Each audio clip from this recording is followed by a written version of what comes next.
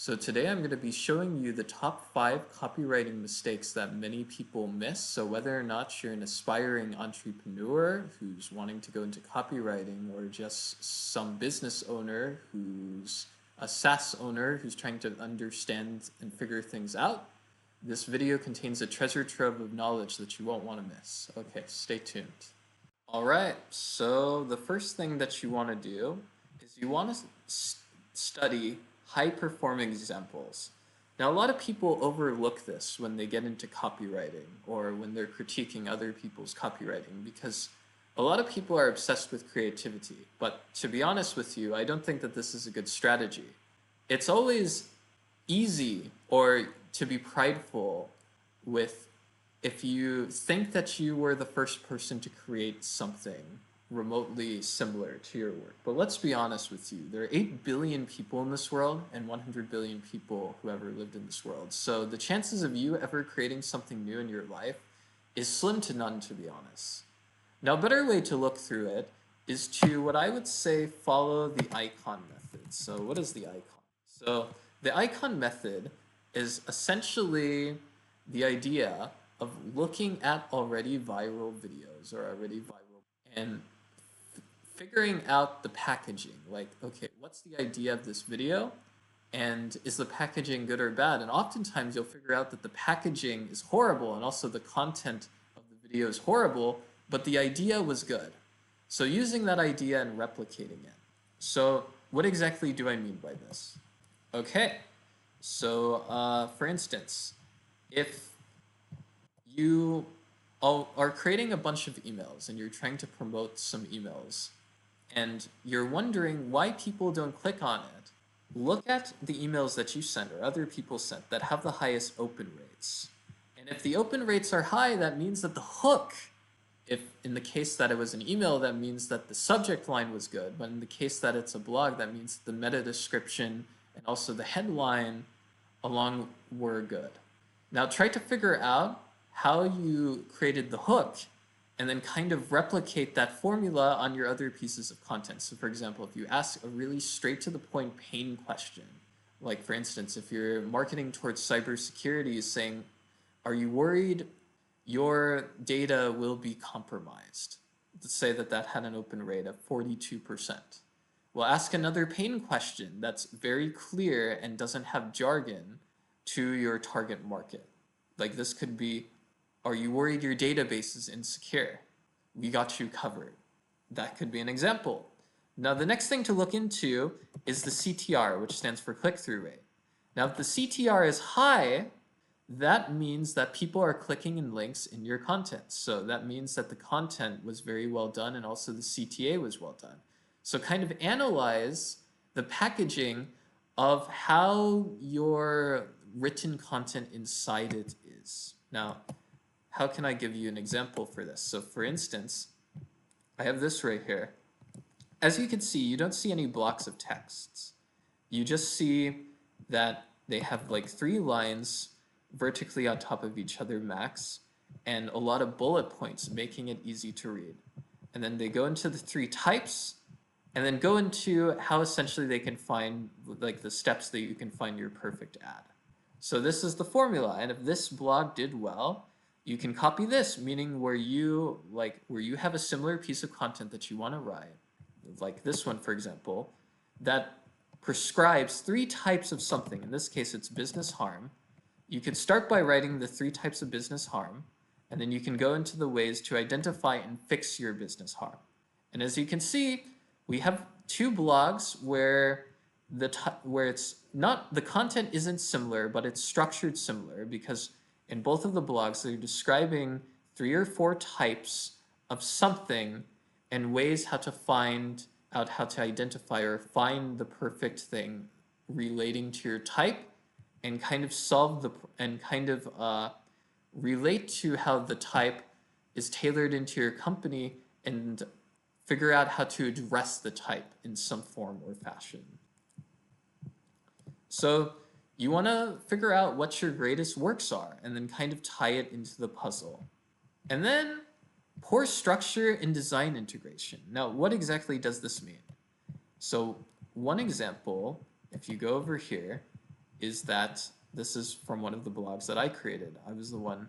As you can see, we have content, which is essentially a table of contents where you can kind of click and to see uh, where exactly you would find the most value. And then on the right, you have a lead magnet. And once they sign up for the lead magnet, they would basically put into an email list, which would essentially nurture them some more and encourage them to book a demo, essentially is what it means.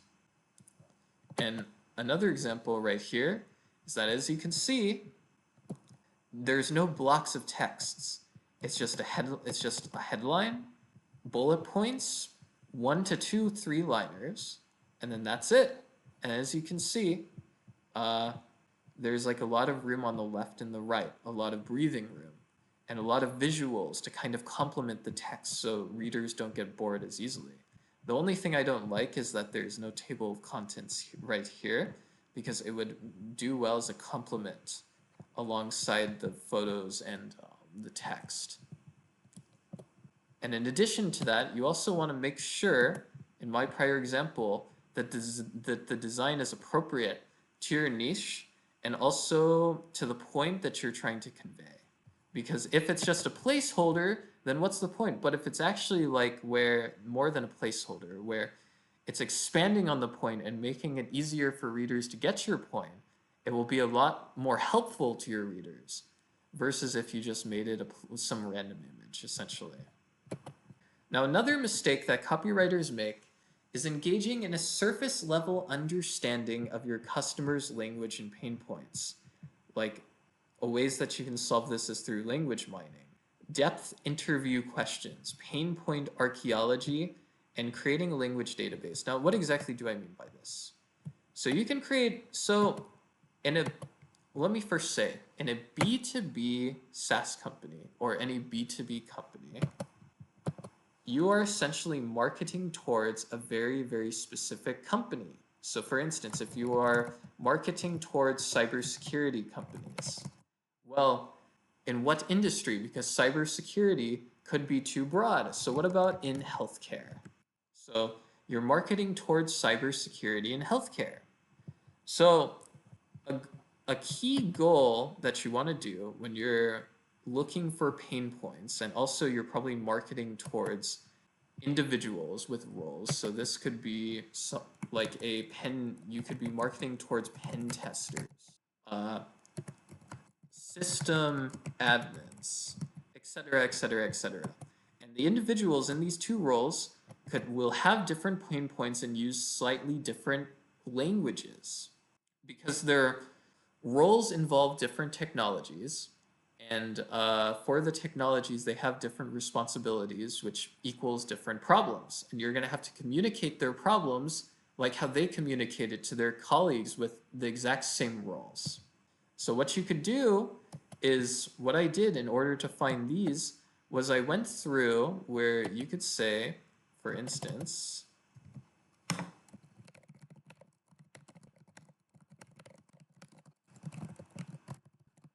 so to put this prompt into words, I'm asking the LLM to think like a system admin in healthcare cybersecurity. Now, that might be a little bit too vague because where is the LLM supposed to pull their information?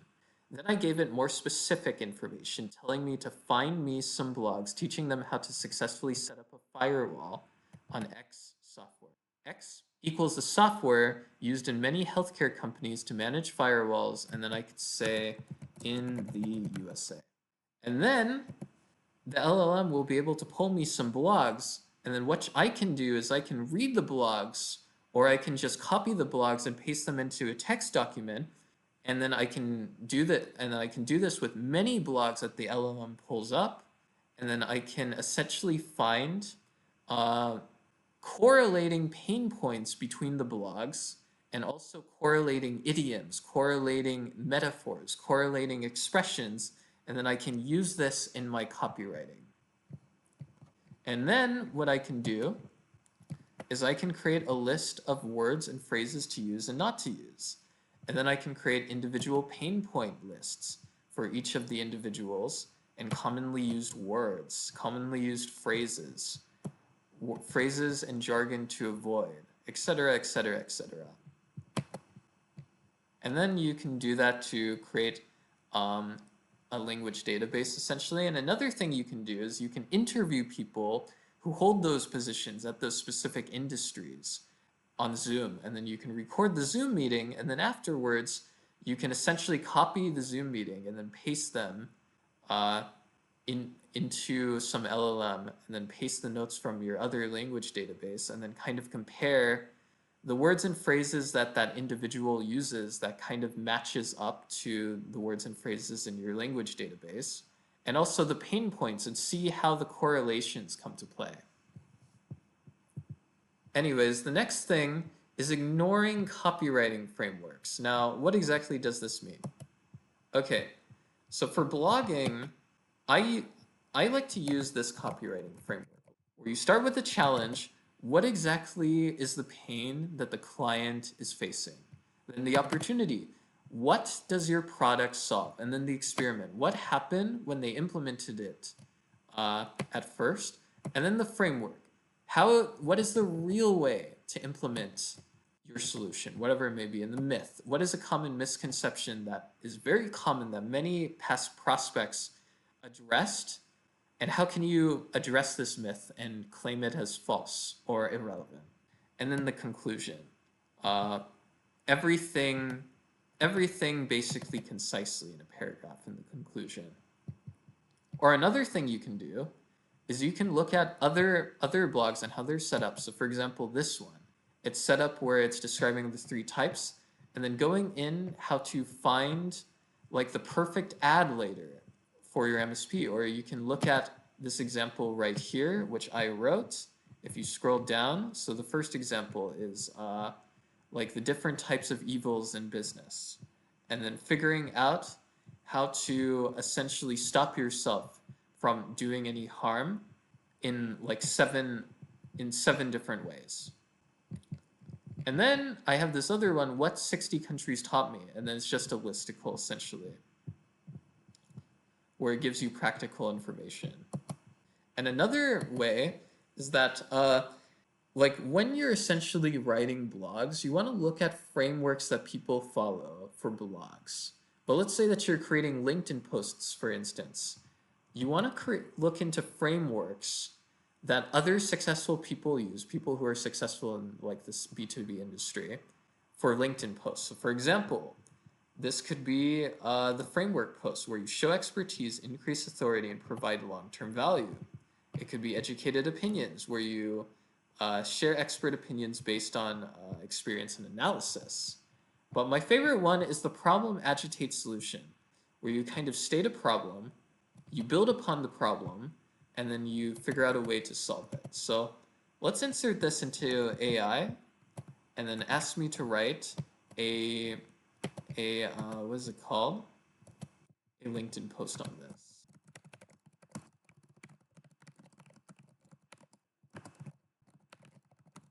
So as you can see, I pasted this framework into the LLM, and I asked the LLM to write a LinkedIn post aimed for cybersecurity healthcare companies, the industry, and then specifically for the pen testers who will be using the software and watching the webinar, and I gave them what the webinar is about. So let's see what AI spits out. And then what I would do is I would copy the list of words and phrases to use and not to use, and also the writing style, and then I would tell them to use the list, and in addition to that, I'd also use this prompt. Okay, and as you can see, I gave it a little bit more context on the writing style, and as you can see, this isn't the final one that I would post. I would do some shortening on this, and I would also do some manual editing on it as well, but this is like how you do prompt engineering. You start from the surface, like what you want, and like the list, and also give it context about what the webinar is about, and then go into the nitty-gritty and tell them how your writing style is, essentially, without overcomplicating the prompt. And not relying only on AI, like taking this and manually changing some of the words and the phrasings to kind of fit how you would say it. So for instance, healthcare system networks are complex. They combine large databases, legacy systems, and strict regulatory controls that make testing slower and more difficult in most industries. However, many penetration testers still rely on manual SQL injection testing or inconsistent scripts that break halfway through a scan. This is horrible and can lead to missed vulnerabilities, repetitive setup work, and long delays, which can cost you lots of money. So as you can see, when I talk like this, it doesn't sound like a robot so much anymore. And what I would do is I'd read it out loud, and then if you think something sounds better out loud, I'd say it again. And if it sounds better, I would basically edit the copy to include what you just said, because you said it twice and it sounds better. So most likely it will sound better in other people's eyes too. Anyways, that's the end of this video. If you enjoyed this video, please leave a like, subscribe. In addition, I do offer content strategy for SaaS companies, and if you're interested, you can book a Calendly with me below. Anyways, take care, have a good day, goodbye.